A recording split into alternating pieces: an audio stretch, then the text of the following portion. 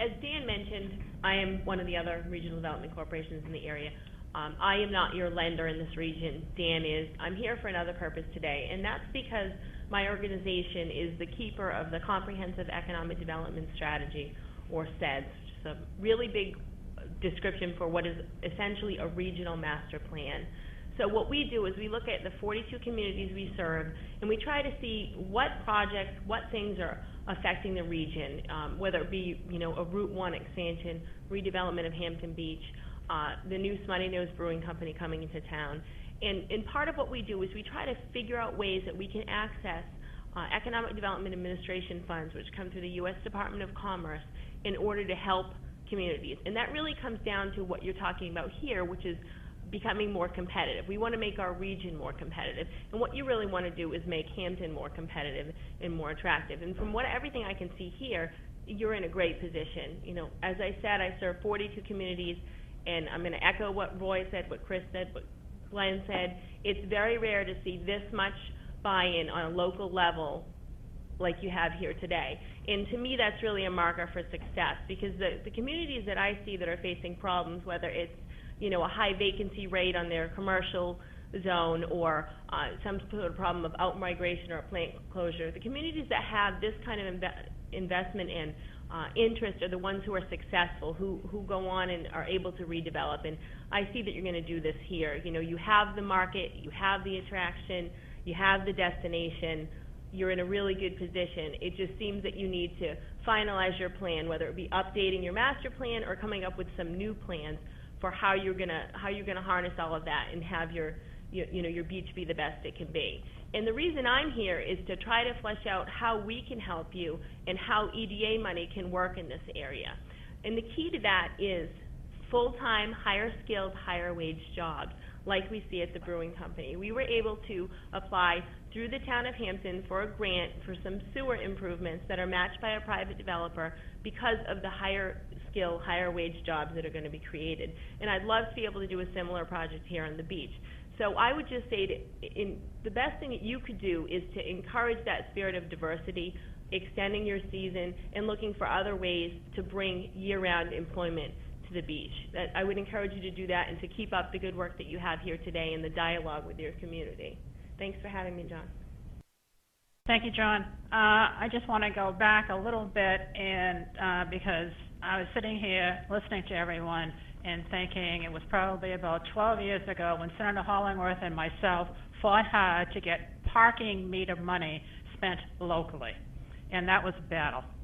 Then the next battle that we had, and I think there was probably about 12 of us that met upstairs in the porch and took the commissioner on a ride around the beach and tried to get more money, and from that we finally struggled and got $150,000 for the master plan. Now, to go from that period of time to the cutting of the ribbon across the street for the state to invest $14 million, and a couple of years ago for the town to spend $12 million in improving the infrastructure, and to look around this table and see the positive attitude that I see from the state, from the town, from the business people, and all I can say to this group is, we've come a long way, baby. And I think, one of the stimulus in that is John Nyan, and he has brought us all here together. And I hope when we leave this, that you will go, the business people will go to their bank, will go see Dan, will come see Laurel, and see how we can all work together to take the next step, because we're right there. Let's not fall back. Let's keep going forward. It's important, and I want to thank you all today for being so positive at this meeting. Thanks, John. I'm not going to compliment you. You've gotten too much of that already. But I think, in following Sheila's comments, I think there are two things that are keys to success here having to do with the area commission. I think, and I'd like to make a couple observations about that. One is that the Hampton Beach Area Commission in itself, its structure, is pretty unique. And to the legislators who helped bring that about, along with the money for the master plan, I think that was a stroke of genius, because you are positioned in your nature, in your structure, to cut across different levels of government, the Beach Commission, the town, the region, the state, and several agencies in the state to marshal resources to address your needs, and you've been doing that. I've heard a number of times today that things are working at the beach, and that's certainly an example of something that's working at the beach. And today is really a good is the proof of that. The second piece that I think is a key is the plan that was also part of your creation, and I think that has also been mentioned many times today. A lot of the themes that came up today are in that came up when that plan was being developed. They're in the plan. The plan is probably in need of a bit of an update in some areas, but I think it's important to stick to the plan because it has given you some guideposts in terms of focusing efforts, and it's been, I think it's been reasonably effective that way. And that leads me to my third point, which is, whoops, I can't touch that wire. Third point, which is that this is about prioritizing, I think. A lot of what's been talked about today is related to infrastructure, related to getting resources to improve infrastructure, whether it's the beach facility that with the groundbreaking today, or some of the transportation improvements that have been mentioned, or reinvestment itself in facilities at the beach.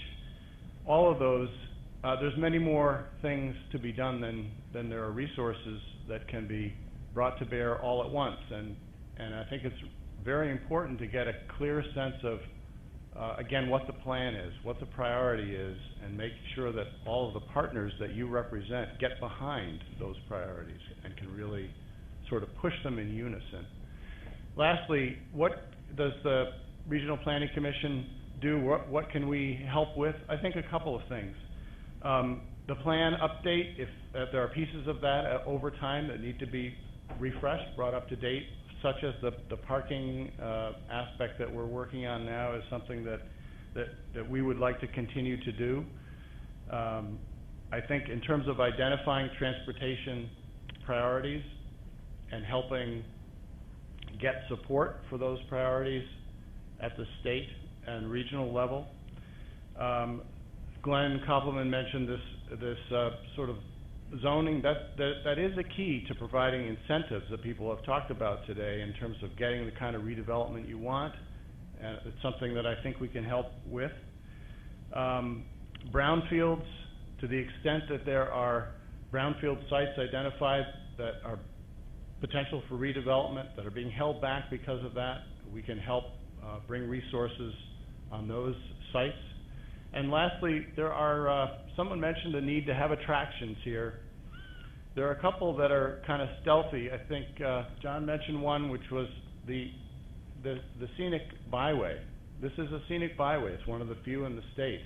It is a thing that can be the focus of some attraction. There is the East Coast Greenway, part of the greenway that goes from Calais, Maine to Key West, Florida, and it goes right through here. And I think that's something that can be leveraged. And just in general, pedestrian and bicycle facility improvements are really important for modern tourism. So with those things, I think we can help with all those and would really like to do that. Thank you. Thank you, Cliff.